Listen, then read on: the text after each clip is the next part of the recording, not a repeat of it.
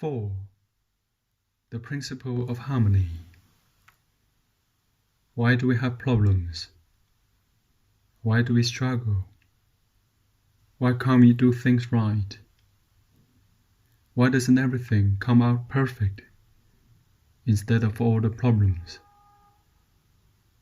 Why, even with all the efforts, the struggles, and the good intentions we place in this life and our daily actions, we still don't have the peace and harmony, the tranquility and well-being that we so much long for? I am certain that you have asked yourself these questions more than once. The reasons are many, and in each case, they are different.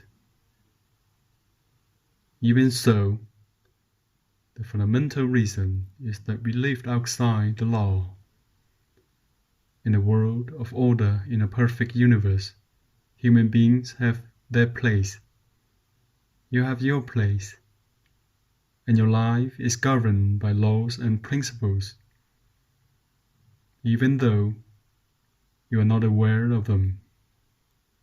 Peace, balance, harmony, and well-being are the result of the application of the laws of life. No human being, no matter how capable or intelligent, will ever be able to achieve peace, balance, and harmony unless he consciously and subconsciously applies the blessed laws our common Creator has given us for the accomplishment of our plan of life. One of these laws, and one of the most important principles that can produce such peace, tranquility, harmony, and well-being, is the fourth of the 12 principles created by the cosmos to lighten the path for all good-natured human beings. Things go well when they proceed in unison. I repeat, the principle says your actions will go well when they proceed and advance as a whole, together and harmoniously. Your goals will come to fruition much easier when you try to bring them through together in harmony. Things go well when they proceed as a group. Nowadays, this is one of the hardest principles to carry to fruition because of the times we live in. What can we do to put this principle into practice? To place our life in harmony and reach the desired peace, happiness, and balance for the fulfillment of our cosmic plan. The first obstacle that comes to mind for the realization of this principle is to consider the education we have received. In a material world such as ours, our parents and educators have placed their effort in making us see the importance of money in our lives. They have placed excessive effort and emphasis on this part of the whole to the detriment of the other parts that are so as fundamental for our well-being as the material parts. Second, the education we received disagrees with one or another of the necessary factors needed for the fulfillment of our success and well-being. Our parents insisted in providing us with the education as physical individuals, and also insisted we prepare for some profession. But if we observe our surroundings, we can see many people with high level of economic, social, and professional positions who do not possess peace, harmony, or a sense of well-being. This you can attest to in your life. It is true in mine and true for the people around us. Differing only in degree.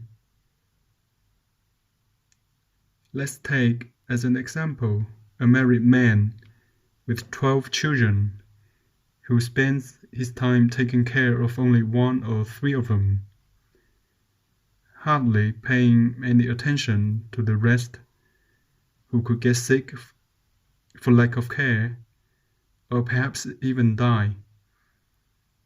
This would be a terrible disgrace for the family and cause an imbalance in the man who was not conscious of this realm of his family life. How can this person advance if he only takes care of 2 or 3 out of his 12 children? Doesn't this sound impossible? How can have 2 or 3 children well taken care of, and perhaps they will progress in life? But think of the sadness and comforts of these 3 successful children when they observe their brothers dirty, hungry, and forgotten. How could there be peace, happiness, tranquility, and harmony in the life of this man and his 3 successful children? The education we have received from our parents is similar to the case of the married man with 12 children, because it has emphasized the importance of money and a profession, while totally ignoring the other factors necessary for a life with peace, harmony, tranquility, and well-being. The 4th principle states that things in your life go well when they march together as a group, referring specifically to the fact that you will do well if your 12 children advance together,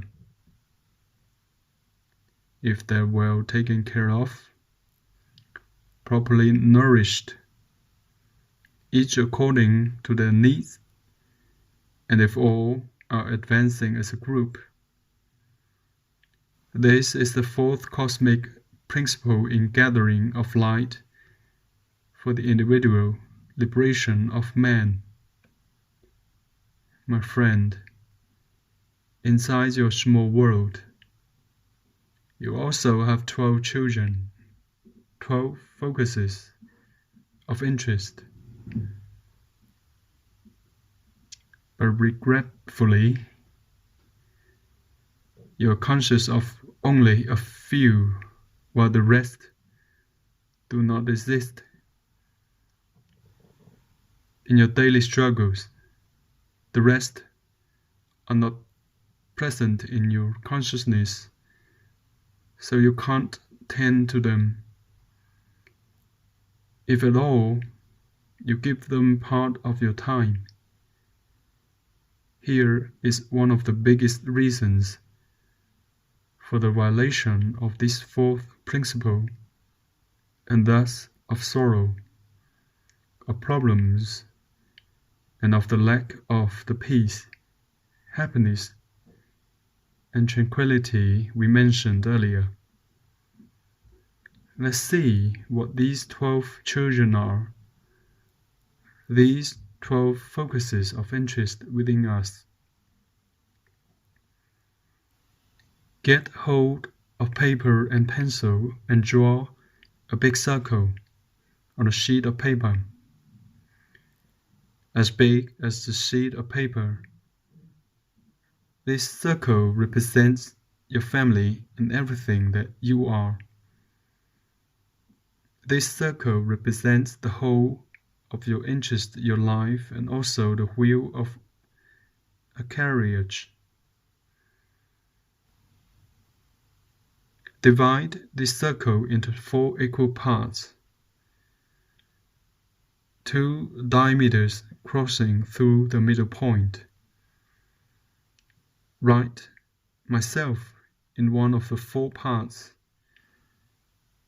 which is where 4 of your favorite children are living, and of which you are not very aware of. In the second part, write down my family, where 4 more of your children are, and other very important interests, and of which we are also not too close to. In the third part, we will have a very important center of interest for your evolution. Here write, my fellow human beings. In the fourth part, write down, my world. Now observe carefully the whole of your life. It is made of yourself, your family, your fellow mate, and your world. It is a perfect sphere,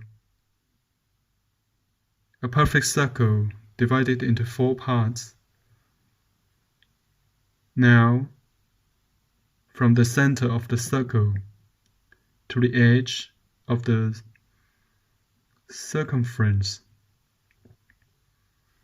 make a scale from 100, where the line crosses the circumference, to 0 in the center.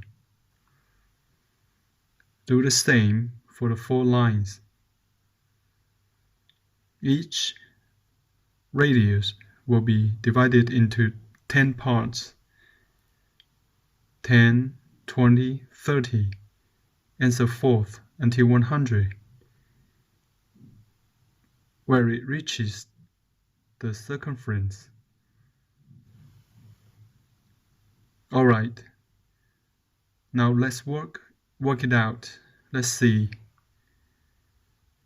How do you rate yourself? Be impartial and objective. Be reasonable and fair.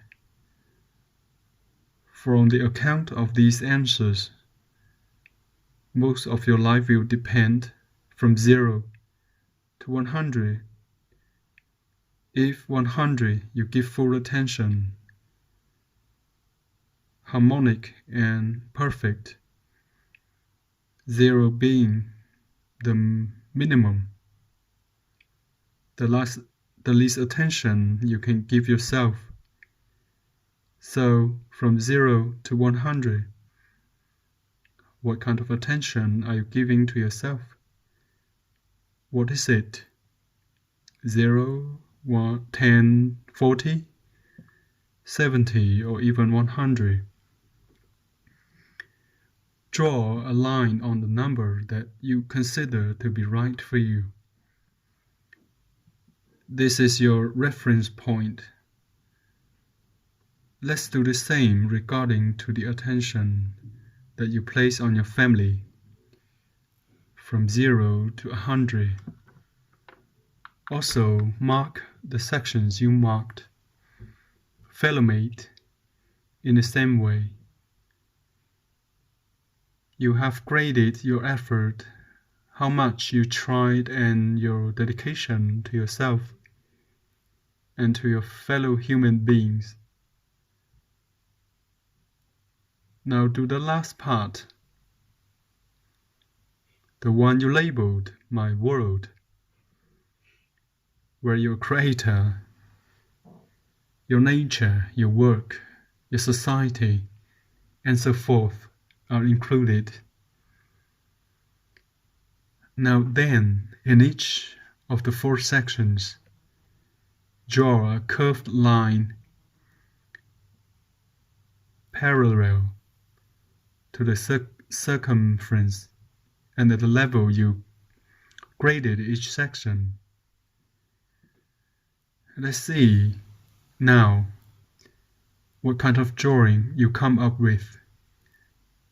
Happiness, peace, harmony, and well-being should be represented by a perfect circle, so we can roll with little effort. And when it rolls, everything works out well. Now let's see what you have obtained in your analysis. Is it a perfect circle? Not quite right. It could roll partially and then stop right. Okay, all right, my friend. I think you understand. I see you are getting the idea of the 4th principle. Things go well when they march together harmoniously. This does not mean that the focus of your interests has to be 100% in each of the parts of your life. It could be 20%. For example, draw a circle surrounding the 4 radiuses at the 20 level of the 4 sections you have been working with. Now, isn't this a perfect circle, a wheel that would have no trouble rolling? Isn't it a wheel that can produce harmony? Very well, I think you understand. I think that you clearly see, at least in a graphic way, the reason why the 4th principle is one of the most important ones that rule human happiness. Things go well when they march together harmoniously. What can we do to accomplish this, and which are the obstacles that are in our way? First, visualize in your mind for 49 days this drawing you made when you wake up and when you go to bed, twice a day, every day. You must be relaxed for 5 minutes, then shut your eyes and project the circle of your life onto your mental screen. Look at it in its 3 parts. The small circle at the 20 level you draw last. The other pseudo circle, which is the representation of your life today and has trouble rolling, and the other at 100%. Visualize the 4 parts for your world, your family, your fellow human beings, and yourself, all rolling together. When you do this, breathe deeply and slowly. Wish from the deepest part of your heart that the pseudo circle will adjust to form a perfect circle, allowing you to move closer to the fulfillment of your perfect harmony. The largest obstacle that you will find on your way to harmony and the fulfillment of the fourth principle will be your habits, what you are used to doing. You see, my friend, we're used to doing things our individual ways and dedicate time to the activities we prefer the most. We have to admit that we like is not always what is best for us and others close to our life stream. Therefore, we have to apply our duty on the one side and balance it with our preferred ways on the other side, allowing us to change the ways that are leading us into a life lacking in balance and harmony. These habits are referred to other I have so much work to do, so many things undone in the house, family, appointments, etc. Right. You know the routine. These are the things that